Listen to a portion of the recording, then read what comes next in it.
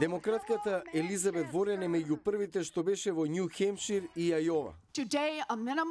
Денес минимална сатница во Америка нема да им помогне на мајка и бебе од сиромаштија. За мене тоа е многу важно. На кампањата беше придружуван од поранешниот секретар за урбано планирање.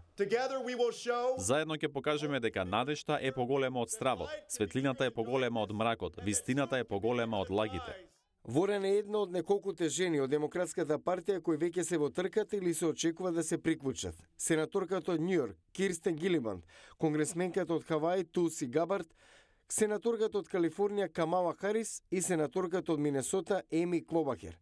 Други кои разгледуваат учество во трката се поранешниот конгресмен од Тексас Бет Орурк, сенаторот од Њу Џерси Кори Букер, поранешниот подпредседател Џо Бајден, кој беше во кампања за демократите на минатогодишните делумни избори.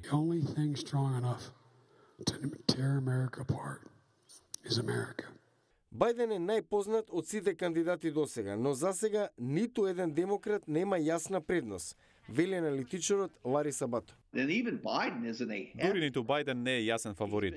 Анкетите покажуваат дека има околу 35-40% поддршка.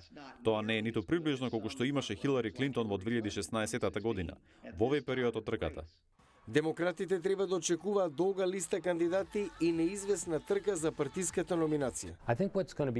Мислам дека е јасно дека во овој процес за номинацијата ќе видиме тесна трка како во 2000-тата меѓу Ал Гор и Бил Бредли или Хилари Клинтон и Берни Сандерс во 2016 година. Председателот и натаму има голема популарност меѓу републиканците, иако неговиот севкупен рейтинг бележи опаѓање. Но Трамп може да се соочи со предизвикот од поранешниот гувернер од Охајо, Џон Кесич.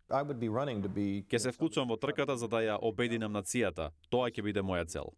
Реизборот на Трамп е фокусиран на заживувањето на неговата политичка база. Тоа ќе му отежни на секој републиканец да биде сериозен конкурент на председателот во рамки на партијата.